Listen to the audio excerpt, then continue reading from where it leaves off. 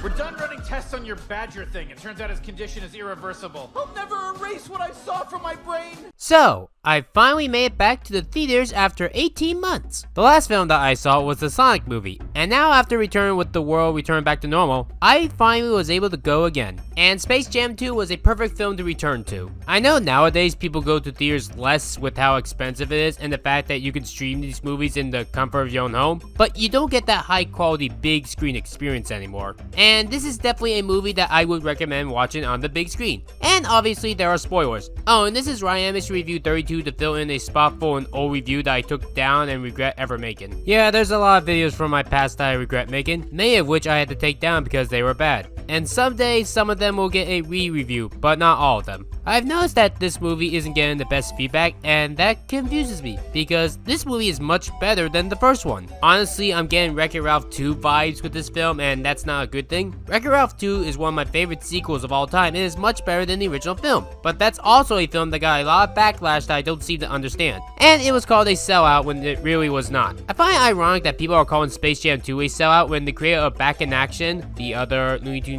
hybrid film, called the original Space Jam a sellout. So, the more things change, the more that they stay the same. And the funny thing is, despite me hating the original, calling it a sellout is a bit too much. To me, this is not a film that I would describe as a sellout. For a film to be a sellout, their whole goal is to promote an item, and do nothing else. Very few films actually do this. It was honestly more of a 70s or 80s thing for cartoons. Not saying that there have been sellouts in the most recent decade. There definitely have been sellouts. I mean, the Emoji Movie was basically the most sellout thing ever because its sole existence was to sell products and to not entertain the viewer. G3 MLP was meant to sell toys and nothing else. I mean, if you want to make the argument, I guess the original Space Jam 2 because it originally was meant to sell shoes. But then I remember because people loved the commercial so much that Warner Bros. Decided to make a movie with it. And I mean an actual movie, not a giant commercial. Let's go over the original for a minute and why I didn't like the film. The original movie, despite being a hybrid movie with live action and animation, didn't feel like it connected. Not the absolute worst at this, that probably would be the Cartoon Network movie Reanimated, but Space Jam 1 was not a fun film in that structure. When Michael Jordan quote-unquote interacted with the Toons, it didn't feel like he was actually with them. Like he was in a different universe entirely. It wasn't something like Who Framed Roger Rabbit where the real-life humans in the Toons felt balanced. When Wayne Knight, a real-life human, was more animated than the actual Toons, you have a problem. Not that Wayne Knight was bad or anything. You know that your friends are cartoon characters?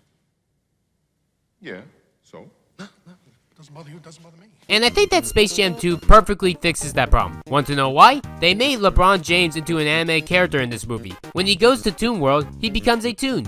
This film relishes in being a movie, and being a cartoon as well. I mean, Space Jam 1 kind of does that, but it felt like a last minute thing. Oh hey Mike, the game is almost over, but you can actually have Toon powers in Toon World. And honestly, it felt like a waste of potential. When you have a gimmick, you want to actually use it, not let it sit by the wayside. That is boring. And that is what is fixed in Space Jam: A New Legacy. It revels in its own logic. The film uses a lot of reference humor, and that's apparently a turnoff for people, but not for me. In fact, I think that's what enhances this film. It's been 25 years, or a quarter of a century since the last movie, and a lot of stuff has come out since then, like the Iron Giant, and you get to see him in this movie, as well as King Kong. References in of themselves can be classified as in-jokes, which won't always work out for audiences. We'll put a pin right here, right now, and talk about the references in this movie later. It didn't work in Friendship is Magic's Magic Duel because Trixie hated wheels, despite her never talking about them before or even once after that in the show. It's a random 5-second joke that makes no logical sense. Even if your humor is random, your randomness needs logic, and I think that Looney Tunes is great at pulling that off. So is both Modern SpongeBob and Modern Family Guy. Those two shows are some of the greatest things ever because there's an art to being random, and they're masters at it with each having the best timing ever for their comedy. Their teacher was probably the original Looney Tunes. That's basically the staple of comedy, and we've had cartoons built off that ever since. And the 2020 Looney Tunes is probably the funniest that the Looney Tunes have been in years. I mean, the Looney Tunes 2011 show is great, but it didn't quite have the magic of the 1940s or the 1950s Looney Tunes. And Space Jam 2 is basically God's gift of the Looney Tunes. It's more in line with the 2020 Looney Tunes. It's been a long time since a live-action hybrid anime movie has been made, but let me tell you, it was worth the wait. Speaking of the animation, this is probably the best 2D looking animation that I've ever seen in a film in theaters. Western film, that is. And it makes me wish that 2D films could be a more reoccurring thing in cinema again. I'm guessing that we don't have 2D films sense anymore because the people that want 2D to return are probably my age, and are more than likely only just getting jobs in animation, and it would take twice their life from now to even be in charge. While the people in charge tell you that Shrek is good and that Treasure Planet is garbage, why we only have 3D movies nowadays. Or that 3D movies are easier to produce. You can reuse 3D models over and over again. It's why Raya and the Last Dragon had terrible animation, because it looked like every 3D Disney canon movie from the 2010s, with the exception of Zootopia since that starred animals and not humans. That reminds me, the 3D in Space Jam 2.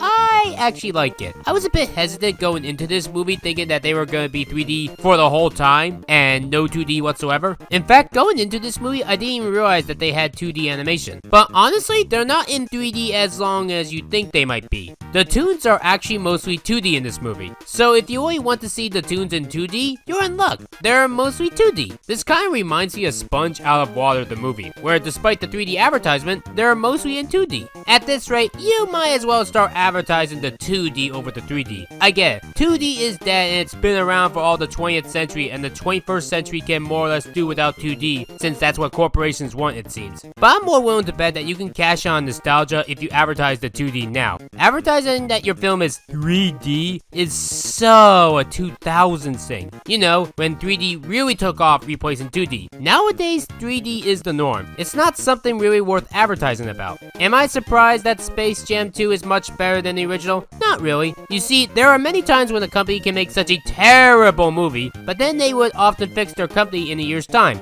Sometimes only 1 or 2 years, or 25 in this case. The Emoji Movie was a terrible movie that everyone thought killed Sony Animation forever, and then a year after that movie they made Spider-Verse and got back on track ever since. Warner Brothers in 1998 made Quest for Camelot and everyone thought that their company was dead, until a year later when The Iron Giant was made, and that was when people had faith in Warner Brothers again. Rugrats made a movie also in 1998 that was complete garbage, and everyone hated that movie since no one ever talks about it. Then they made a sequel 2 years later that is like the best animated movie to take place in France that isn't part of Disney, and is still one of the greatest anime movies of all time. Space Jam 2 is probably the best thing so far this decade in terms of film, with maybe the exception of Soul depending on my mood. It's definitely at least funnier than Soul. Not saying that Space Jam 2 is perfect, it definitely does have its problems. For example, the first half hour of the film. I hate the first 30 minutes. To be brutally honest, it feels like your stereotypical overworking father that wants their child to be like them cliche. A cliche that is a personal pet peeve of mine. And LeBron's son is not an interesting character. The game that he makes is amazing, but that's all that he really has going for him. LeBron himself, thankfully, I actually enjoy, but the first 30 minutes before any of the tunes show up can really bore you to tears. And that's why I'm willing to bet that this film may not be the best well received. But once you get past those first 30 minutes, it's a fun trip. I only had a problem once or twice in the movie, but they only minor compared to the first half hour. I think the worst part of the film, to me, or at least the worst joke, is when they hype the audience into thinking that Michael Jordan is in this movie, only to find out that it's a different Michael Jordan that wasn't in Space Jam. This film is a comedy. If you find it funny, then you're gonna love this movie like me. If you don't find it funny, that's fine as well. It just means that it's not a film for you.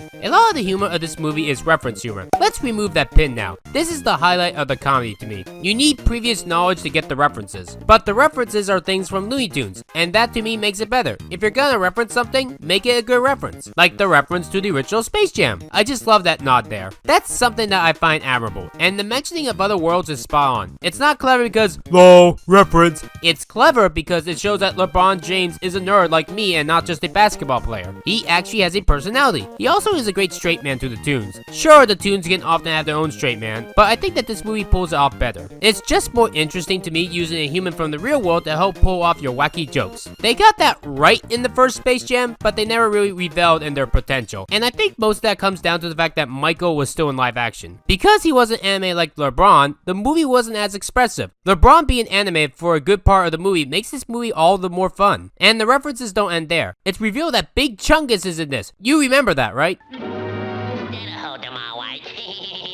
It works here because not only is it a funny reference, but it's used cleverly here as well. I'm hunting rabbits. It works because despite Elmer being gone, Bugs misses him, but he can still joke about him in a lighthearted way. This is how you do a reference. I also love how Bugs dresses up inanimate objects as his friends. It reminds me a lot of when Pinkie Pie went insane in that one MLP episode, Party 1, where she had a flour sack and a bucket of turnips as her replacement friends. I think the best reference in the whole movie is the Rick and Morty one. That one really caught me off guard. It makes me wonder what the fuck Rick and Morty were doing to the Tasmanian devil. I originally was going to make a video on Rick and Morty and how I'm tired of Beth and Jerry and calling the video, "Stop adding in useless characters," but I scrapped it because season 5 is the best season of the show. I would love it if Rick and Morty did a short, or better yet, a 22-minute episode with Taz. Their show could definitely pull that off. It could be like those two Jack shorts from both the Incredibles movies. Do you know a reference I'm glad that this movie does that I don't think that Time Warner, or AT&T, the company that owns Warner Bros., has ever done? Crossing over the Looney Tunes characters with the DC Universe. They're all owned by the same people, and yet I have never seen them in the same product until this movie. Which honestly is a better cinema universe than Scoob. I mean, Scoob made Dick Dastardly the main antagonist, a guy whose original purpose was to only win races, even if it meant cheating, but was still super funny and clever with it, especially in the amazing 2017 reboot of the Wacky Races.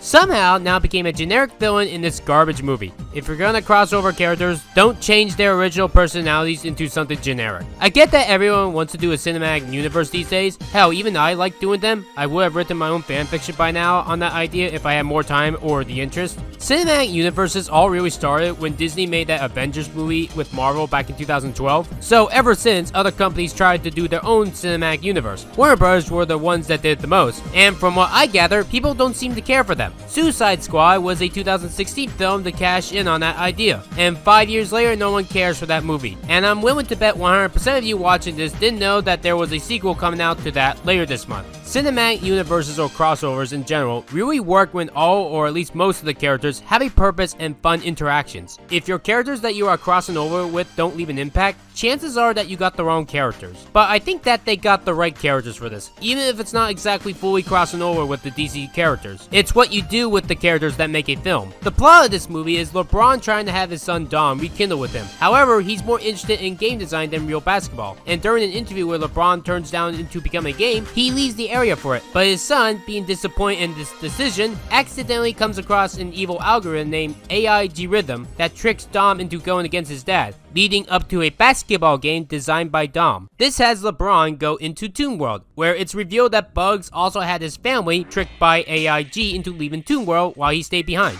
One thing that I unfortunately enjoy about this movie is the fact that it avoids cliches or at least subverts them. Why do I say unfortunate if this is a good thing? It's not against this movie, it's more against anime films in general. For example, a lot of anime movies follow the anime cliche, being the hero's journey, and some would also say the road trip movie, though the correct name of that genre is the adventure plot. But even then, I'm kinda tired with most anime movies being adventure stories. Space Jam 2 is neither of them. It's refreshing, and I would love it if more movies were like this. I mean, Space Jam 2 is the only movie from this decade so far that's actually based off a property from the past that I enjoy that still remains good. Everything else in that category is garbage, and that's something that I would love to see get fixed. And this movie here seems to be in the right direction, at least for me. You know a cliche that this movie avoids that I'm glad that it did? The Act 2 breakup, or the 10-minute breakup, or the characters that have a fight and then say, "I hate you," only to get back together in the movie shortly after their breakup. It's probably my least favorite cliche in film, because never once in animation, live action, or both have I seen a movie do this and actually keep the characters broken up. They always get back together. Space Jam 2 kind of gets close to this, with LeBron being all sad about losing, but they have actual dialogue to talk things out. It may get a little bit sappy, but at the very least they don't actually leave each other. Not once do they depart or even say "I hate you," and I admire that. It's a step in the right direction. I think the only other movie to get this right was Wreck-It Ralph 2, because when Ralph screwed up, he admitted his mistake right away. It's not like he waited until Sugar Rush to tell Penelope his issue, and the "I hate you" part is cut in half the time length of the original Wreck-It Ralph. Although, in terms of Act 2 breakups, nothing can be worse than The Boss Baby, where the characters break up and yet don't even leave the same room for some reason, even though they're trying to make a statement of they're going away from each other. Space Jam doesn't have any of that "I hate you" bullshit that's plaguing anime movies. Another cliche that this movie subverts is the death fake out. Early in the movie, Bugs says this: "I'm a toon, Doc.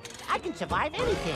As someone that has seen so many films, I knew that this was going to play back into the movie later on. So when Bugs did this glitch move in the game that causes whoever does it to die, I knew that Bugs wouldn't die because of his line. If LeBron performed the deadly glitch, he would have died since he's not a toon, at least not when the game was going on. Now, a character based off a TV show having a fake death is nothing new. I'm a goofy goober, yeah. Goofy, goofy, goober, goober. It's one thing when these characters in this film that we've never seen before are having a fake out death. It's another thing when these characters that are based off a TV show that is still going on are having this. This is a problem that I had with the Friendship is Magic movie in hindsight. Oh no, Twilight Sparkle is dead! It's not like there are 2 seasons of the show left after the movie takes place, except that there are. It's a special type of insulting because we know ahead of time that these characters aren't going to die. And when the TV show never pulled a terrible stunt off like this, it could make you hate the movie even more, or even the TV show / franchise more. At best, it's a waste of time. At worst, it's an awful attempt to pull at the heartstrings of a manipulated audience. Either have this character die, or don't ever use this event in your movie. Space Jam 2 avoids this because of the emotions that the characters give. I probably should be mad, but somehow I'm not. How often do you see Daffy Duck crying about Bugs dying? You know, Daffy Duck, the guy that actually tried to get Bugs killed so that way Elmer wouldn't have to shoot at Daffy. Of course, you all know how that goes. Seeing Daffy care for Bugs gave me a warm feeling in my heart. All the other tunes I understand caring for Bugs, even Elmer, but you never would expect Daffy to feel this way. As for the rest of this movie, it's mostly a fetch quest getting the tunes back. But that to me is where most of my favorite moments from the film come in. Sylvester, is that you? Puffer and Succotash! Can we just get some players who are at least tall enough to ride a roller coaster? I just love how LeBron can't get his dream cartoon team. If LeBron didn't care about these cartoons that he came across, it probably wouldn't have made the film as interesting. But him knowing the tunes in many of the worlds makes the world a lot more fun. Hufflepuff? I knew it! Nerd alert. That reminds me, an error on my part. I said in the original Space Jam 1 review that it didn't make sense for the Toons to know who Michael Jordan was. I have to remember that the Toons can pretty much do anything, and more or less almost know everything. I mean, they know who celebrities are, so knowing Michael Jordan shouldn't be that far of a stretch of the imagination. I may live in a hole in the ground, but we still get TNT. I think the best joke of the whole movie is when Daffy Duck dresses up as Superman. And the fact that he purposely takes over a train to endanger people just so that he can say he is gonna save the day and avoid the train crashing into the orphanage is what I expect from him. This stunt here is gonna get me into the Justice League penthouse with free parking. If you think Daffy wouldn't do something like this, you clearly never watched Looney Tunes. I guess since we're nearing the end of the review, we can talk about that rap battle. This battle is now over. That's all, folks. I don't mind it. People call this the low point of the movie, but this isn't something like Lunatics Unleashed where it did a whole show of cringe and not knowing what to do. The rap I actually love. It's not as good as something like Friday Night Funk, but that's because Looney Tunes ain't usually a rap thing. I found it funny because I just never thought that Porky would be a rapper. We're done here. Who's ready for my subscriber special? Why a top 10 worst Jimmy Neutron list? To keep variety on your channel. That makes sense. I'll see y'all in 10 days with a 90 subscriber video, and later next week for the other 2. In the meantime, go watch Space Jam 2 in theaters. I highly recommend it. Plus, it's better to watch in theaters. Star Giant Productions, out.